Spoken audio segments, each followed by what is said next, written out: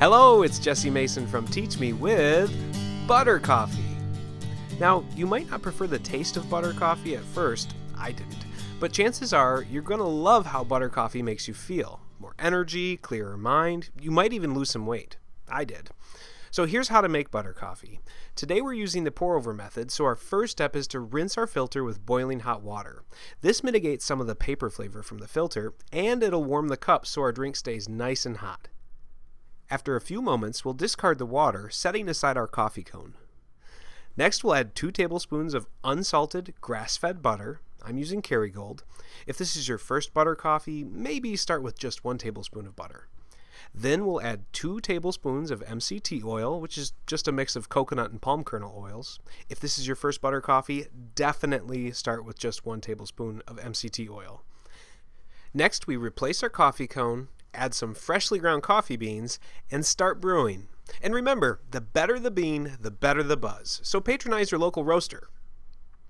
We'll bloom the grounds first with just a splash of hot water. This releases some carbon dioxide and other gases trapped in the roasting process. Then we'll slowly spiral the water over the grounds, but never touch the sides of the filter. When we're halfway done brewing, we'll remove the coffee cone and stir our coffee. A vigorous stir with a spoon or fork would do just fine, but we'll give it the sensual foaminess of a latte with a handheld milk frother. I got this one for less than $20 on Amazon. So we'll just stick it in here and give it a spin, with a little slow-mo for dramatic effect. I took this fabulously fatty footage with my 5S. At the end of this video, I'll link to another 5S project of mine. Last winter, during the polar vortex, I built a cheap microscope with my iPhone to catch ice crystals in the act of forming. It was pretty cool. No, seriously, it was 10 below. I got frostbite shooting that video.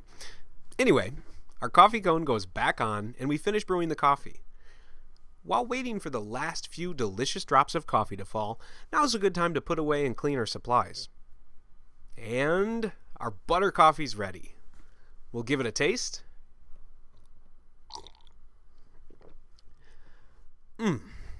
Like sunshine in a cup. And that's all there is to it. I hope you give butter coffee a try. If you do, let me know what you think in the comment section below. Subscribe to my channel to stay tuned for more Teach Me videos like this one and these two.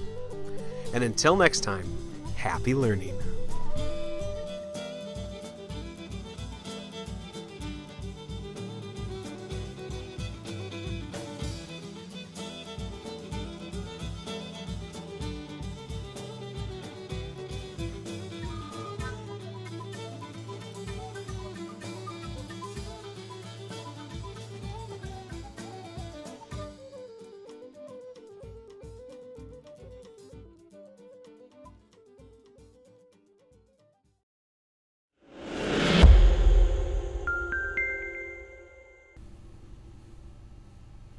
There are dietary guidelines for food, but what about for beverages?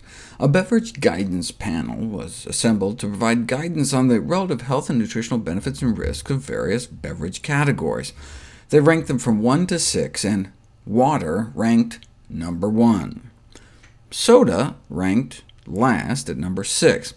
Whole milk was grouped with beer, with a recommendation for 0 ounces a day.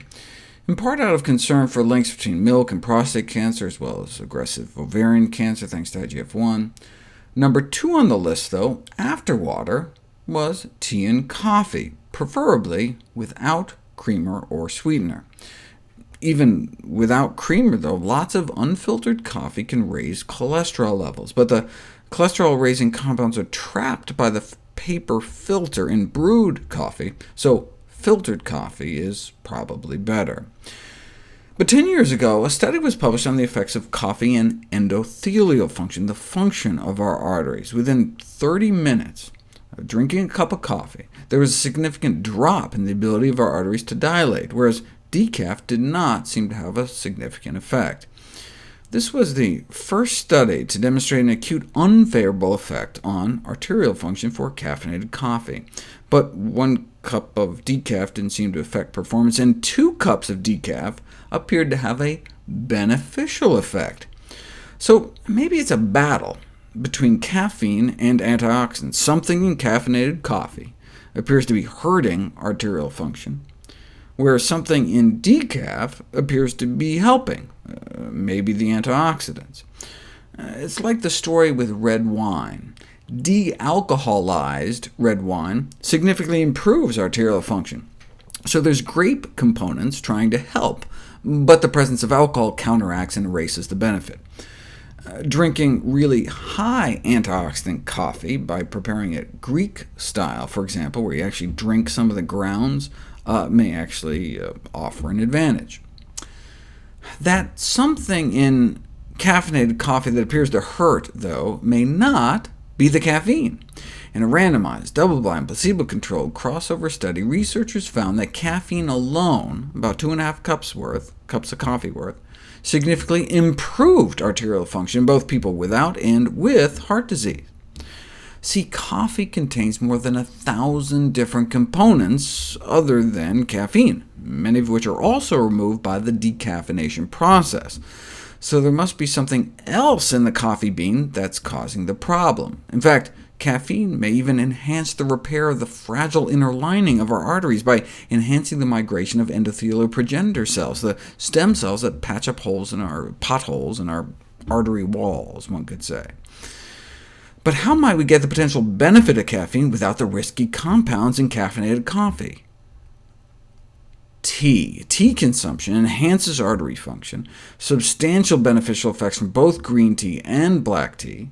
Instead of other components in tea leaves undermining caffeine's potential benefits, they appear to boost the benefit in healthy individuals as well as heart disease patients, reversing some of their arterial dysfunction, both immediately and in the long term.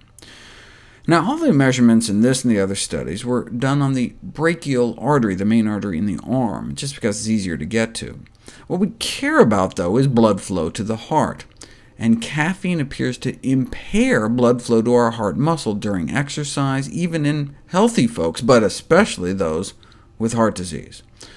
Thankfully, caffeine in tea form appears to have the opposite effect, significantly improving coronary blood flow, suggesting that tea consumption has a beneficial effect on coronary circulation, though the addition of milk may undermine the protective effects.